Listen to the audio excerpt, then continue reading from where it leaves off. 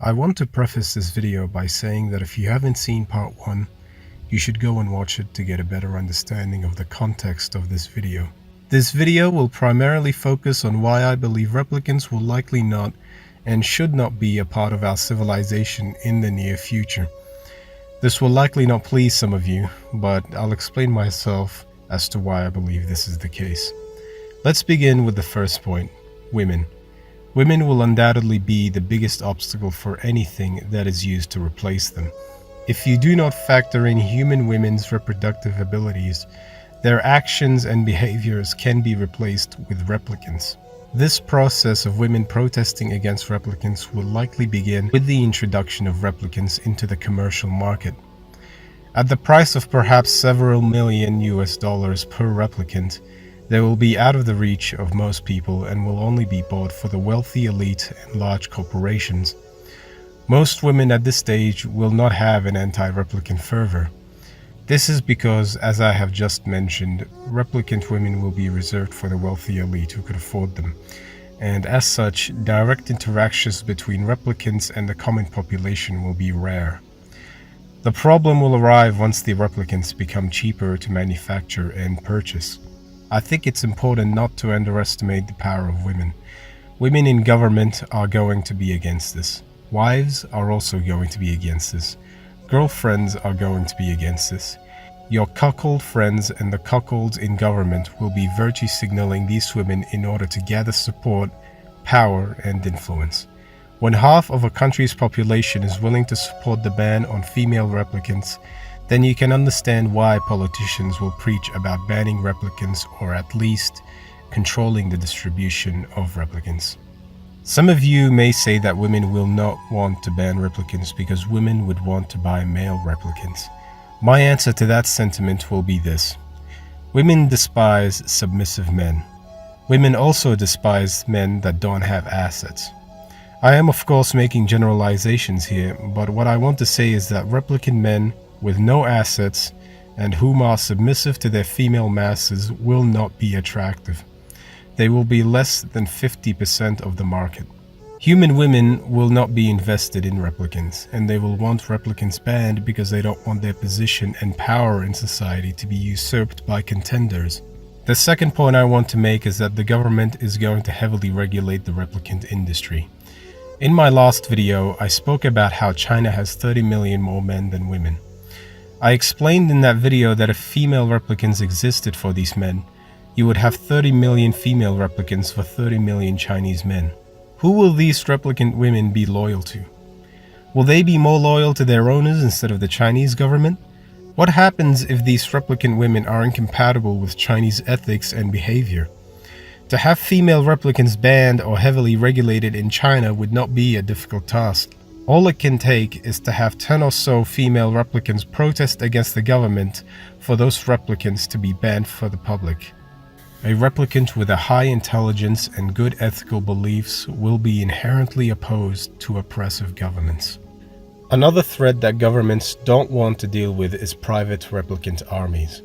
Replicants are not like other possessions. They can influence the world and follow orders. Imagine for yourself a billionaire that purchases 1,000 replicants to do his bidding. Imagine replicants that are solely trained for espionage and the toppling of governments. Imagine a corporation that produces replicants solely for spying on other nations. All it would take is a president or a prime minister to own a female replicant for the head of state to be in danger. This is the kind of world that governments will need to deal with. The third and final threat to governments is the threat of being replaced. I'm talking about replicants controlling the entire economy, from the food industry to the mass manufacturing of electronic products. For example, if you were an owner of an organization that required a CEO, why would you hire a human CEO that is likely to be corrupt, as opposed to a replicant CEO that is not only loyal to you, but that doesn't need to be paid and makes better calculated decisions when compared to a human? What you will find is that within a few decades, positions of influence within organizations will be solely inhabited by highly intelligent and loyal replicants. And I'm just talking about the economy here. With female replicants, the threat they pose to a government is the lowering of birth rates. You're going to have millions of people with female replicants that are not going to reproduce. Over time, this will only grow into a bigger problem. If female replicants were legal and widely accessible, you will find that humanity will soon destroy itself, not through any form of war, but instead through an overabundance of pleasure. In a world where everyone has a female replicant, what would be the reason to have a child with a human woman? The last and final point that I want to make has to do with what God wants from us. In the book of Jude, chapter 1, verse 7, it is said, "Just as Sodom and Gomorrah and the cities around them, since they in the same way as these indulged in gross immorality and went after strange flesh, are exhibited as an example in undergoing the punishment of eternal fire." I want you to notice how this verse mentions people in Sodom and Gomorrah going after strange flesh. When God speaks of strange flesh, apologists have often attributed it to meaning the flesh of animals. Now, if God doesn't want us to have sex with animals, would God want us to have sex with replicant women? Replicant women are not human, after all. They are strange flesh. To have an intimate relationship with a replicant is like having an intimate relationship with a blow-up doll. It is artificial and dysfunctional, especially when a child cannot be created from the relationship. Now, don't get me wrong, I'm not trying to excuse the nature of human women. I'm not trying to say that human women provide a happier or a more fulfilling relationship than replicant women.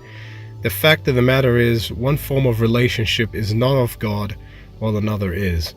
Replicants do not have souls, humans do. Ultimately, all men who want a serious relationship are faced with either dating modern human women that are likely to cheat on you and ruin you, or becoming celibate and instead focusing on the kingdom of heaven and how to best serve God. I close this video with a quote from the book of 1 Corinthians chapter 7 verse 32 to 33. "But I want you to be free from concern. One who is unmarried is concerned about the things of the Lord, how he may please the Lord. But one who is married is concerned about the things of the world, how he may please his wife.